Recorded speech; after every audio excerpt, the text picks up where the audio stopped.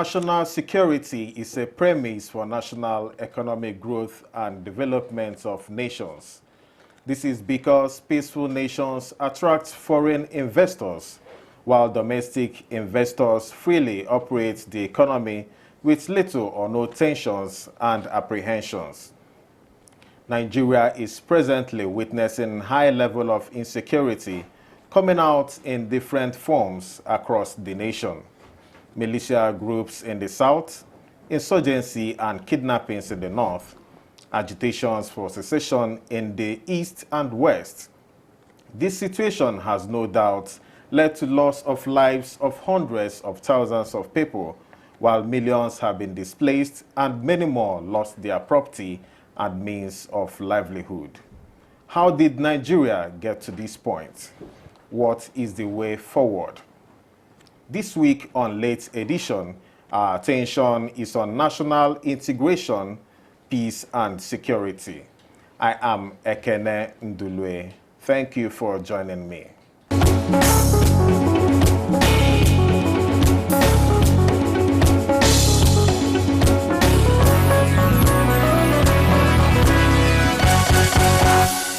Dr. Joseph Ochogwu is Associate Professor, Institute for Peace and Conflict Resolution, Abuja. Sir, glad to have you on the program. No, thank you very much. It's a pleasure. All right. Let's get straight to the point. Okay, Dr. Ochogwu, looking at our introduction, how did we get to this point where there is no longer sanctity for human life? I think it's important first and foremost to, when you want to look at what happens today in the present, you try to look at the past in terms of the historical evolution of the Nigerian society and the Nigerian state, and to first trace our past history, you know, to perhaps pre-colonial time, and to say that the evolution of the pre-colonial Nigerian society actually was not allowed to evolve the natural way within which it would have evolved, you know. And of course, it was short-circuited with some foreign interventions, you know. From the far northern part, you find the Arab Islamic incursions into the northern part of Nigeria in terms of the Islamization of the indigenous Nigerian groups, you know, from the far north.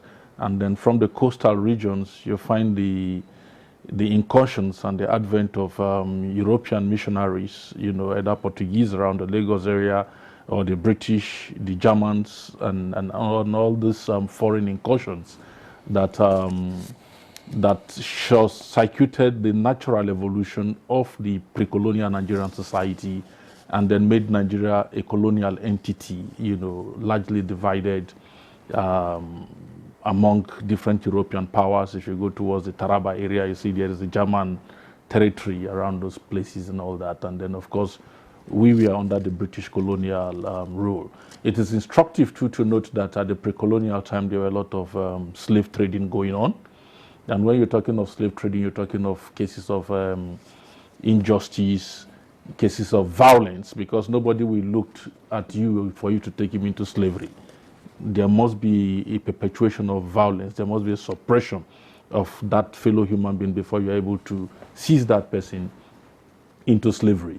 Then, of course, colonial rule also had to do with the suppression of the indigenous people, you know, for you to begin to provide authority or obedience or respect, you know, for law and order of the colonial masters.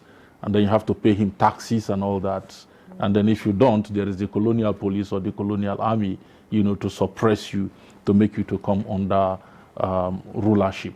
So what I'm trying to say is that there have been a lot of these historical antecedents of violence, of disagreements and all that, which foundations were laid. Perhaps because of the way and manner, you know, pre-colonial Nigerian societies were brought together. You know, there's no common consensus among them, and so you have to use the power of the state to continue to manage these differences and all that. And we see all that playing out in our politics during the colonial era, in terms of the various disagreements. If you look at the 1957 Willings Commission, which actually had to deal with issues around the minority rights, the cries of the minority and all that. If you look at the politics who played even in the immediate post-independence from 1960 to 1965, 66, you can see all that too playing out in terms of the kind of acrimony, in terms of who gets what, how, when, and all that, power access and all that. So if you find our constitutional evolution and constitutional development in Nigeria too, it has all been an attempt to try to patch these differences, in terms of trying to build the Nigerian state into a peaceful society and all that. But how well we've gone is perhaps some of the results that we are seeing now. How well we've been able to build trust and confidence, among the different groups in the Nigerian society is some of the things that are playing out now. Okay. So I wouldn't say these are new developments, actually. The point to note is that it's the dimension and the intensity, this violence have taken, that is becoming I was a source coming of to major that. concern. No doubt there has been historical background to this, but for a period of time, there was relative peace across the country. These recent happenings of abductions of hundreds of schoolgirls, present agitations, they were not there. For a period of time, all of a sudden they came up. So what instigated this now? I think it's important to know that society is dynamic and violence itself is dynamic, so society changes and evolves. It's important to note that, and people change, actors change their strategies and style depending on the context and the environment within which they find themselves. The most important thing is they want to be successful in their criminal acts or whatever acts that they put in place. So in that course, you can see, for example, in the far northern, northeastern part of Nigeria, you find a rising case of insurgency, yes. And all that. We can begin to look at why that came up, initially in terms of historical factors, in terms of even contemporary factors that have to do with issues of justice, issues of inequity, issues of poverty, unemployment, and discrimination and all sorts of things, that are embedded within our society that give vent to this kind of manifestations. If you go to the Niger Delta area too, you begin to see cases of violence and all militancy. That. Yes, militancy. If you go to Lagos, you see some good level of violent criminality, and all that. So there is no part of Nigeria actually that you go that you won't say violence. Yes, there is no level of violence and all that. Sokoto State, for example, which we as scholars of peace have actually used as an example of a place where there is no peace. Today, the case is different. So we must begin to interrogate these happenings and begin to try to evolve meaningful ways within which we can begin to find solutions to these things. Sadly, our society continues to think that finding solutions to this kind of thing is a cheap thing. It really doesn't come cheap, and I keep saying it, it takes a whole lot of critical thinking, a whole lot of unpacking each of the variables to begin to know the kind of programmatic interventions that you need to put in place, to checkmate these things.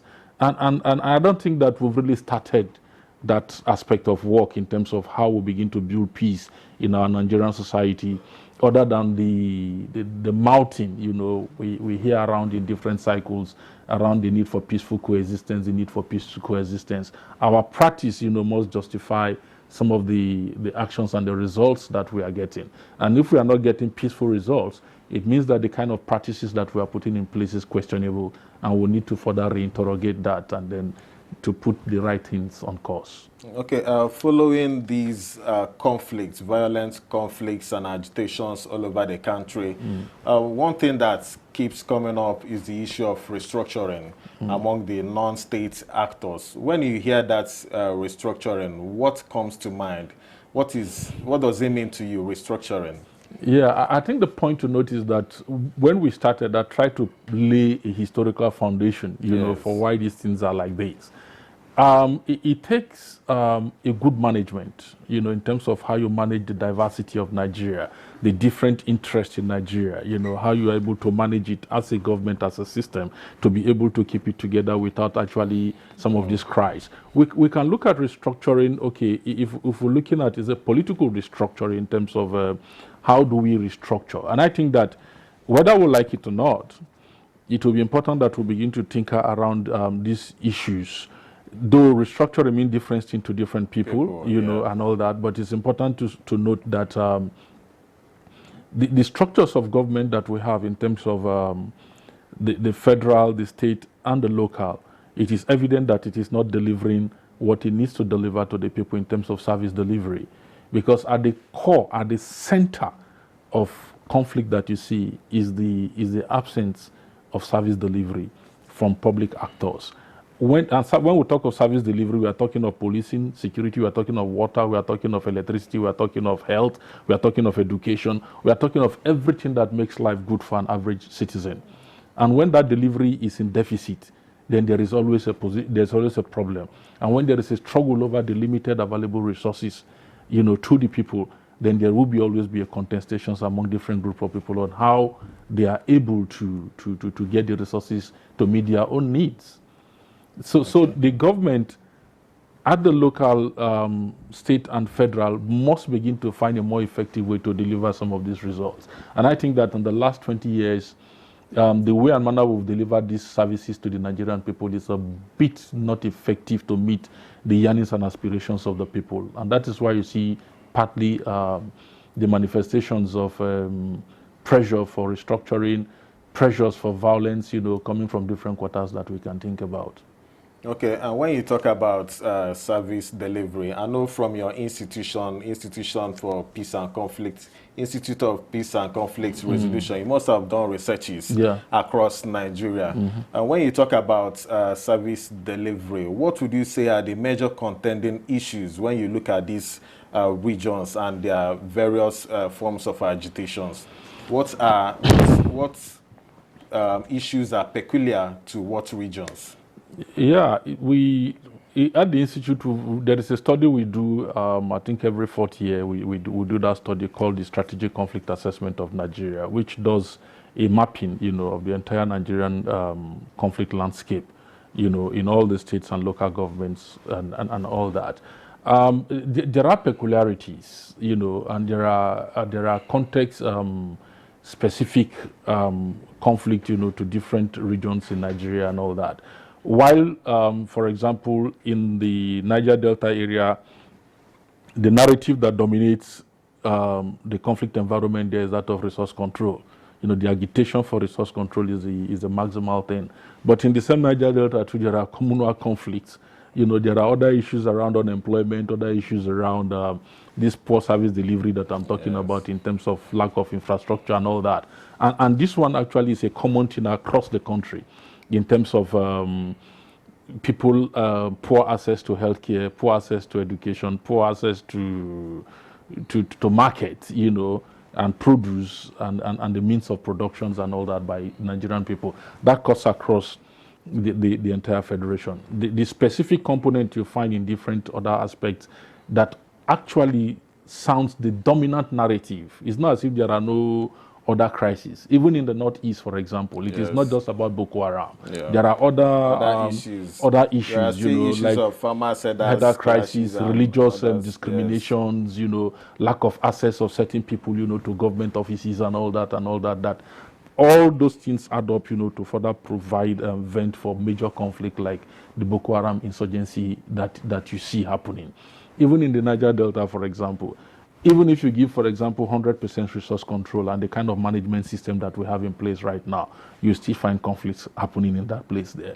So there are issues around justice, equitable distribution of resources, the closing in of the gap between the increasing gap between the rich and the poor in a society, which cuts across every part of Nigeria, even inclusive of North Central region, that you find around here. So we need to look at issues of inclusion, issues of equity, issues of justice, in the administration of our public finances. How much of our budget does a Nigerian citizen, for example, get in terms of GDP, yes, access to health, and all those things? We need to compound those things here, and you can see that beyond contracting, it takes a lot of governance strategy, to deliver some of these things, to the Nigerian citizens, and it takes critical and right-minded thinking, to get some. It's a whole lot of work actually, and I don't know whether a lot of people who are presiding over this thing have the patience for that kind of work. Okay. It's a whole lot of mental work and a whole lot of practical work. All the things mentioned so far, democracy, when you talk about democracy, it's structured in such a way that it should take into cognizance all these issues and give, access to so many of the things to the people. So looking at our democracy here in Nigeria, how would you say we have fared so far? I think that I will speak as a scholar, and from the point of an intellectual.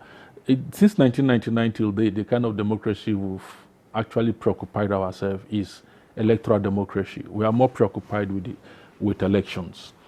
And that is why after elections, everybody just seems to go off, and the political environment, becomes a bit empty, become a bit vacuous until the next election cycle. And that is why you see a lot of contestations around any electoral period.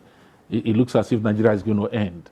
In 2003, it looks as if Nigeria is going to end. In 2007 or the other elections, 2011, it was like that. 2015, it was like that. And we're heading to another round of cycles. So our elections is actually election tied.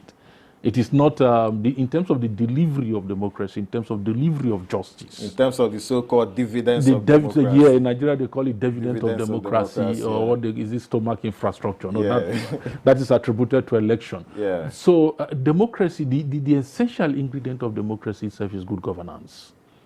The capacity, of state and non-state actors to cooperatively engage in delivering a just, equitable society.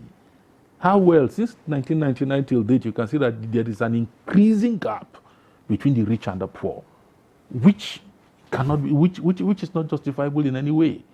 And you can't build a society whereby the gap between the rich and the poor is so wide. The wider it is, the more violent prone that society is. Becomes, Yeah, the wider it is, the more conflict prone it is. Because increasingly you are isolating a significant majority of the population, from what the system has to offer. So we really need to do a quick thinking, to begin to redress this thing if we want to have a society for the future, where the yearnings and aspirations of people are met. Otherwise, the democracy we are practicing now, I'm sorry to say it actually, it is strictly election tied. You win power, you go there, and then state resources and all that, you begin to administer it according to your whims and caprices, how you want to do it, And then at the end of the budget cycle and all that, in terms of specific deliveries to individuals within societies, they don't get it. We talk of the constituency projects in terms of, the budgets are not reaching the people, the legislature know better. And how well have we really administered those constituency projects to meet the yearnings and aspirations of our local people, at the grassroots, for them to have a feel of government. And when people don't have a feel of government, their loyalty itself becomes questionable to the government. So it is not surprising to begin to see, for example, the increasing nature of insecurity in the Nigerian society, and the fact too that our approach to this conflict management too increasingly becomes more militaristic, becoming more of policing, in terms of governance. If there is no good governance, the security sector, the defense sector, the policing sector, they will all suffer because they will be overburdened and overpressured. And that is what we are facing in Nigeria today. Because there is a governance component which is critical. It is the governance component that is going to bring about obedience and loyalty to the Nigerian state and to the Nigerian government. Once good governance is missing, and people begin to do survival, and it becomes survival of the fittest. So you go to the market, something that is supposed to be 10 naira, the man is giving you for 50 naira. which is not obtainable in any society. Yes, No society grows it's like not. that. You know, you go to barb your hair today, they barb it for 200 naira. You come the next day, they tell you it's 1,000 or It 1,000 keeps increasing. and 1,000 naira and all that. So government too must find a way to bring in the Nigerian people in terms of the interest of the average Nigerian people into the system, for them to have a sense of belonging. Otherwise, you continue to alienate the people. And once you alienate the people, they begin to look for alternatives. So when you talk about giving the people a sense of belonging, running an inclusive government, how do you propose it could be done? Is it really practicable to carry everybody along in terms of governance? It is absolutely practicable. It is absolutely practicable. And let's look at, for example, the delivery of roads, infrastructure. There is nothing that stops Nigeria at this stage, you know, from not having good motorable roads across the country, across the entire country, if the federal government, the states, and the local government are performing in terms of service delivery. Let's look at education, for example. Okay. The incapacity, for example, of government to provide quality education has led to private sector, you know, coming in and taking over, and almost taking over, you know, in terms of from primary, secondary to tertiary institutions. There is no country in the world where it is the private sector that leads in most of these things. And even where private sector leads, the government is there providing regular subsidies in terms of using subsidy to regulate the environment and to make sure that they deliver what they have to deliver. You know, so, but for us, increasingly after 1986, with the structural adjustment program, you know, that was introduced, you know, by the Babangida administration, you know, imposed by IMF, World Bank, you know, which says the main narrative is that the state does not have a business being in business. So therefore, governance becomes issues of business. It's all about capitalism. It's all about contracting it out, outsourcing it to private businesses and all that. We grew up to know what we call the Public Works Department, PWD, which you can say is a Ministry of Works or Works Department in any of these agencies and all that. And what was their role, basically? When there is a pothole, they come there and do it. Rehabilitation. Yes, because in the public service, you have engineers, you have artisans, you have craftsmen, you have different types of people that are employed in these agencies to do their, you have tractor drivers. So they do some of these services directly as their daily job. And not as contract. And not as contract. But today, every single thing is contracted.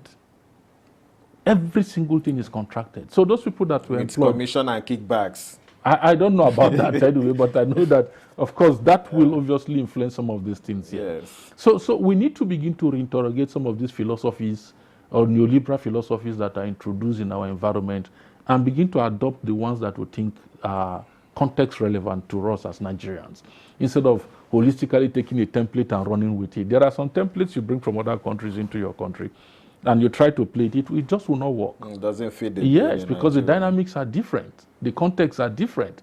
So we need to begin to look at a governance system that fits us, not the philosophy that somebody drives through our throats and then we'll just take it and then we'll run with it.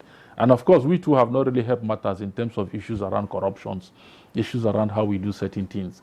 You know, whether we bring a scientific template that has worked in other climb into our own climb here we begin to find a way to shortchange it. So we too have not really helped ourselves in some of those things. So we need to really begin to look inward into our systems.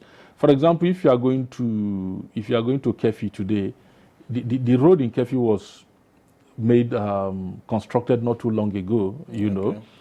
But if you go there now, the level of potholes and the level of everything that you are seeing, and nobody is attending to it, even FEMA is not attending to it. So the question now is that, are you waiting for the entire road system to go off collapse before you now begin to talk of contract award? And then we should know that, again, our revenue profile is going down the line, our debt profile is rising, while our revenue profile is going down the line. So we must become more creative and get people a sense of belonging that, yes, Governance is existing, government is existing for the people and all that, and not just waiting during elections before begin to know that somebody want to contest social power, somebody want to get into social power, to know that every day actually is politics, every day actually is democracy, and we need to struggle for it to get it. Our children going to school, our farmers going to farm, people coming to work, the transportation system, and the holistic package, of our lifestyle has to be taken into consideration as the politics that we play.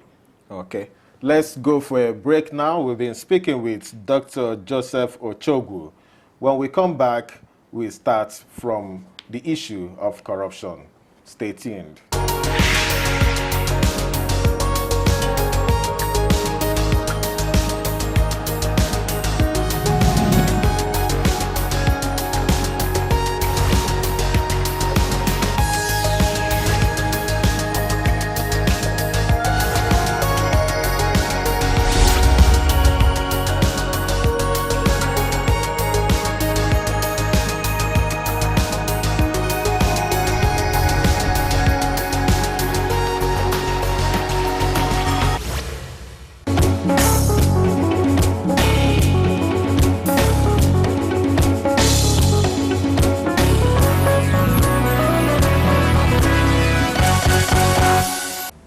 Welcome back to the program. Dr. Ochogwu, before we left off, you made allusion to the issue of corruption and governance. The present administration became popular because of its campaign on the fight against corruption. From 2015 till date, how would you rate the fight so far? Do you think we've made any headway? I think if you look at data, for example, coming out from the anti-corruption bodies, I think to a very large extent they've been able to make a lot of prosecution, and all that. But I think that it's important for me to say clearly that fighting corruption is not all about prosecution. It is beyond prosecution. The most important thing is the preventive component of it. And if you are looking at the prevention of corruption, for example, you have to begin to look at issues around governance, the governance mechanisms of our various institutions. If you want to prevent corruption, the internal governance system of our various institutions are very important.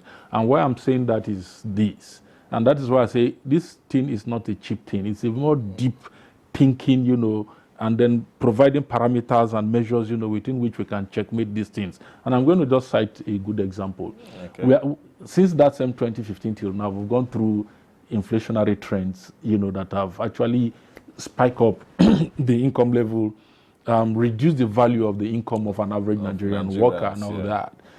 So it therefore increases in price, inflation. Yeah. And all So that. it therefore means that the legitimate take home pay, for every Nigerian worker has been affected. So the point now is that where does an average Nigerian worker get the extras, for him to meet up his obligation, either as a father or mother? I hope you are getting the point. Yes. So that is a question that people need to answer, including anti-corruption body, they need to answer, in terms of providing preventive measures on corruption. To reduce the inducement of individual Nigerians, to be corrupt. That tendency is there. Another component which is key that we need to look at too is the issue of service delivery that I'm talking about. For example, education. If you have to send your children to school, and the school fees, for example, you pay, if it's a private university, an average private university, you take your child to the school fees is maybe 700,000 or 1 million naira, not talking of his upkeep or her upkeeps, and all that. And your annual salary is maybe 3.5 million. And then if you pay school fees and the healthcare and other things there, it means, and maybe you pay rent. Yeah. Then there is a challenge. I think I'll speak on the issue of mortgage, our mortgaging system, which I think that if we are serious, it's not effective. It's really not effective in our climate. It's not even there. Yes. It's not there. I'm talking, for example, at my level, which is at a directorate level, and still cannot access mortgage. Even what they will give you from the National Housing Fund, it cannot even give you an accommodation. No, let's be frank. Yes.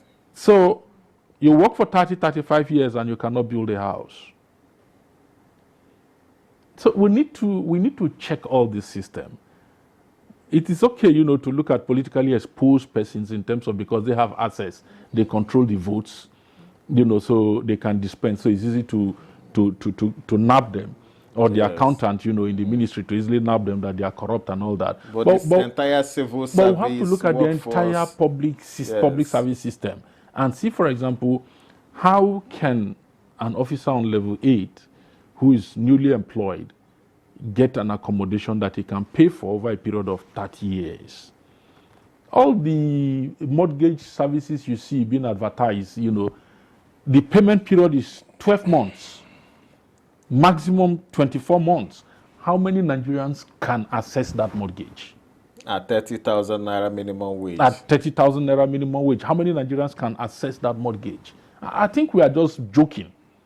We are just joking. And in this joke, we are putting so much pressure, on even the anti-corruption bodies. We are just joking.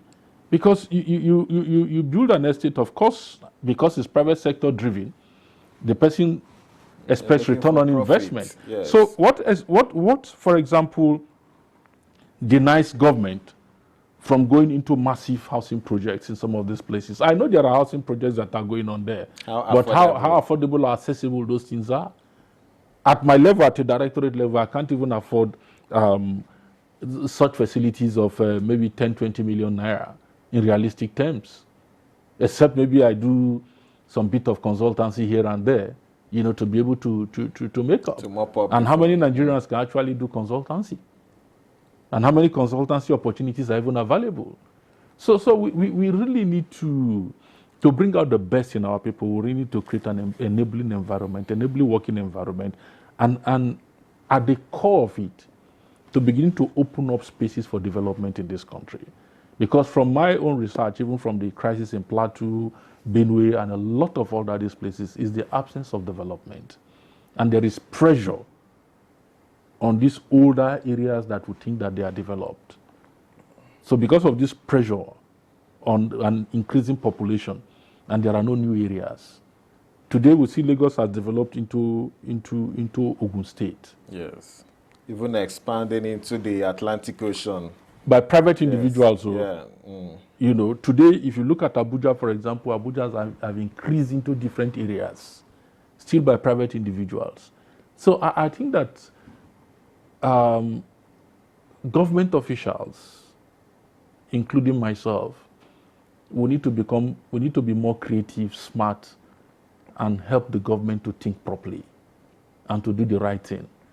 And at times use other influencers, to influence the political class, to understand some of the key issues around governance and how to deal with these things. Okay. So we need a very elaborate and collaborative relationship between the political class, the bureaucratic class, that is the technocrats on the ground, and the workers, to be able to deliver Nigeria from what we are going through right now. But as it is, I think we are all working in silos. And everything seems to be, when we get it wrong, we bring in the military, or bring in the police, or bring in the distance. But governance is at the heart of conflict management. And good governance is at the heart of peaceful coexistence in any society. Okay, we're still talking national integration, peace, and security. Currently, there are agitations all over the country. Some regions are calling for secession. Some are calling for referendum. How should this issue be handled? Is it an issue that the military should be left for the military to handle, or is there an alternative way to resolve this conflict? I know we've mentioned the issue of fighting corruption and all that, but how do you engage these people that are agitated to ensure that we have peace and security in the country? Yeah, I think on the issue of, let's take first the issue of secession. The issue of secession is not so different from the issue of the militancy in the Niger Delta over resource control and all that. And I think that from MASOB to the evolution of IPOB, what has happened is I think there are elements who have latched on the weaknesses and the inadequacies of the system, to begin to call for some of these things. I'm sure that from 2011 to 2015, there was no such cry. So why were there no such cry? You can begin to intellectually interrogate that, so that you can begin to find, and I think that some cosmetic solutions, let me use that word, some very cheap cosmetic solutions in terms of inclusion, can actually take off some of these agitations, because the agitations in the real sense of it are actually not grounded on issues around good governance. These agitations are actually grounded around political positioning on who gets what, how, when. It's still an elitist centered agitations, that is manipulating the people and the grassroots, for such a call. So some of these agitations in the real sense of it are not genuine. And let's look at the Niger Delta militancy, for example. Okay. After the empowerment of some of the militants and the give and take, between the governing elites and the so-called and the supposed militants, what has happened in the Niger Delta in terms of the delivery of good governance? The issues are still there. The issues are still very much there. So we cannot be cosmetically dealing with some of these issues and think that they will go away. No, they won't go away until we really sit down and address some of the central issues that is responsible for some of these things. So I think that government should not at times be coerced into some of these short-term gains. If it's issues of inclusion, we can deal with issues of inclusions across board, across board, not only even at the federal level, because even at the state level, you need to see the level of discrimination in some of these states in terms of access to power, access to education, access to some of these things. Some communities are completely shut out without a voice. So if we're looking at democracy and looking at the delivery of good governance and looking at issues of inclusion, equity, participation, by the different groups and all that, after elections, how many voices have we heard even from the states? If we call any state now, for example, if you say Rivers now, the only voice you hear is the voice of His Excellency Wike. If you say Borno, the only voice, the only narrative you hear from that place is to hear His Excellency Professor Zulum. If you talk of Benue, for example, the only voice that you hear is the voice of His Excellency Samuel Otom. Is that the kind of democracy that we are talking about, that is individual-centered or people-centered? So that is the crisis. That is the crisis. So there is so much what we call over-concentration and over-centralization of power, in the hands of just few individuals. What is happening to the institutions? For example, the respective state houses of assembly, in terms of voice and accountability, in governance. We've run some couple of projects across the country on building the capacity of state houses of assembly using the platform of Savvy and then PEL and some other development intervention programs and all that. And what you really see happening at the state level is is sad to say. And that is why there is the pressure itself on the federal government is so much. Because there is what we can call, in political science, we call it deceptive scapegoatism, whereby you just spring up something and then you hang the blame on it there. Meanwhile, the real issue is on the ground and it's not happening there. You look at the revenue in terms of revenue allocations to the various states and the various local governments and all that, and you ask yourself, what has happened? About 10 years ago, I told somebody that if 2 billion is spent in this state here, the people will feel it. And the people weren't feeling it 10 years ago. I'm talking of 10 years ago now. Yes. Because the point is that when allocations come, some of these allocations don't even get to the state. They don't get to the ground. They don't get to this. They don't even reach the state. They don't even reach the state in terms of even the banks, the local banks at the state capital. They don't reach there. So I'll just say some of these things on national televisions that because there is a connivance even within the banking sector and the ruling elites, to deprive Nigerians of good governance. And how does that happen?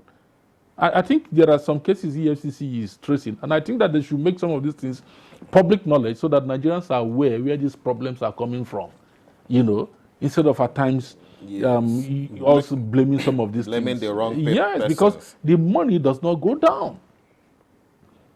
You sit somewhere and then you find the chief executive of a state, just sign a particular check to this thing, and it goes there and goes to Lagos, and from Lagos the money moves, and then nobody sees the money again. Meanwhile, that is the money that if it is paid, if 2-3 billion is spent in any state in Nigeria, even with inflation. And on paper, it has been spent. On paper, it has been spent, but in real terms, it is not there. So what I'm trying to say is that if 2, 3, 4, 5 billion naira is spent on any state, you feel it, you see it. I just left Meduguri about 2 weeks ago. Okay. I didn't visit most of the sites, but in terms of the over 500 and something projects that the man has done, you see it, you feel it, you know it. And even the ones the money has been spent in the state, and even the ones that is happening in rivers. So you see it, you feel it. So, and I think that those governors, a few of them are doing very well, and wonderfully so, in terms of delivering physical projects on the ground. The next thing they have to do now is the human capacity development, the human development component of governance that they need to deliver. Lifting people out of poverty and all that. That is a major issue. It is. So beyond the infrastructure component is that aspect that these people need to deliver. So I'm talking about 2 extreme states now. Yes. I'm talking about Borno State, which is an APC state. I'm talking about Rivers State, which is a PDP state. So these are things that all of us will really need to sit up and address concretely. We are talking about Borno State that is in conflict. And yet projects are ongoing in that place there. So what makes that different, for example, from Benue, which there are evidences of no such things happening there. Plateau State here under Jank, for example, I'm aware of it because I do both research and all that. Most of the roads that you see going on in Plateau State were constructed even during conflict period. Why is the case different from other states? So those are some of the things that we really need to begin to interrogate, and I think that the anti-corruption agencies too, they really need to begin to look at it to help. Because the essence of anti-corruption is to provide preventive measure, mitigate it, provide a punitive measure too, make crime less attractive. Yes, and make corruption less attractive, to people who are even the pulse bearers, from the temptation of going into the pulse, and all that. So they really need to. They really need to. And this system and the judiciary too really need to come on board, to help in this process in terms of the quick dispensation of justice, if we must get it right. Not only the fight against anti-corruption, but even criminal acts, where there need to be justice. Okay. Because we can't be talking of we having problem of kidnapping, for example, and we have evidential proof of a renowned kidnapper, that we've not seen his judgment being passed. I don't know if judgment has been passed on Evans. I don't really know. If they passed it, my apologies. It has not. But I know that, not been passed. For over how many years? It has not been passed. Not just Evans. There are so many cases like that. So the judiciary cases will linger in the courts for so long. So the judiciary must be up and doing, and the Nigerian Bar Association too must be up and doing.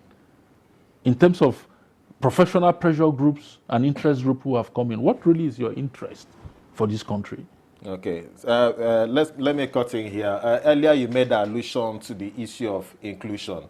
We know that the federal character system was introduced in Nigeria to handle issues of marginalization and make sure that every part of Nigeria belongs to the government.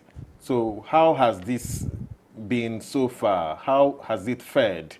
Has it been able to, obviously it has not been able to solve the problems facing Nigeria. So what would you say are the problems associated with this? I think when you have a principle like the principle of the federal character is to try to bring a sense of belonging to every part of the country in terms of access to position, access to resources, and different things, and in terms of employment, in terms of projects and everything, you don't over concentrate projects in a particular community.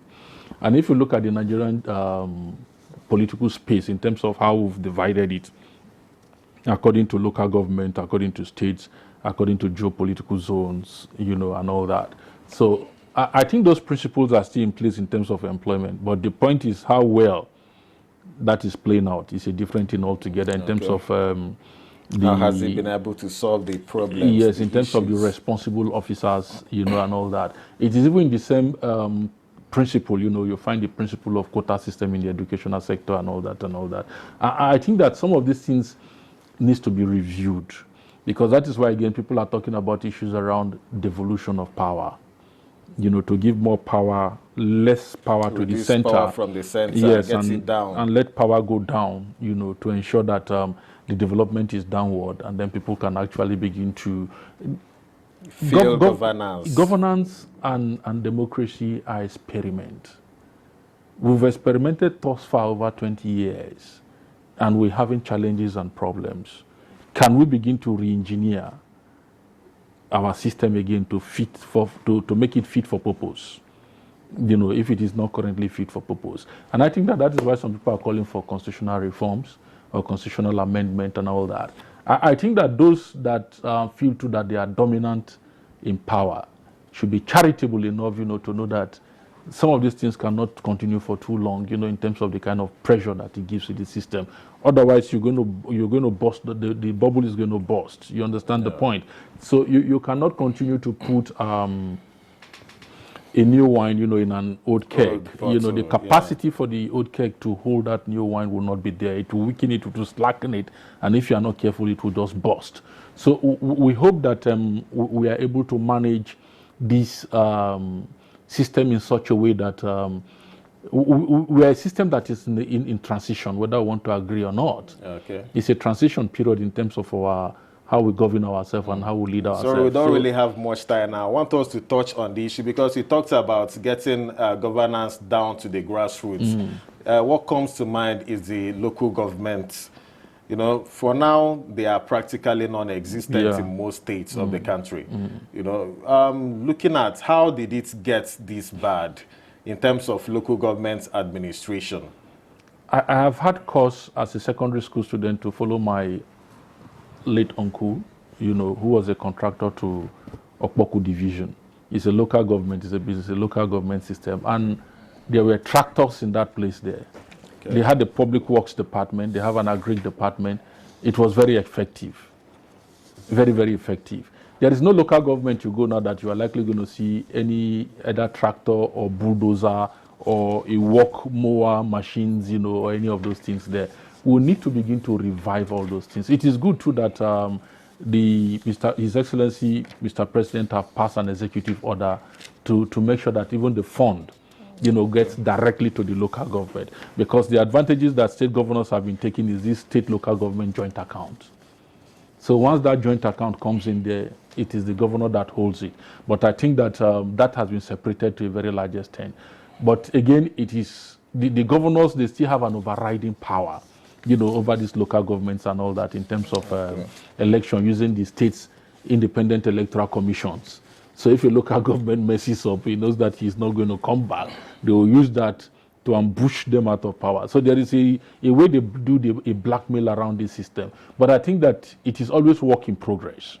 Mr. President have done his bit. I think that civil society and other groups of people must come together to begin to pressure to ensure that local government deliver on some of these basic things. Because you need to see even issues around clearing of grasses in local areas, even local government headquarters, their premises. You need to see how deteriorated those premises are. And you wonder whether these are local governments that get 100 and something million. Okay, we have a few minutes to wrap up the program now.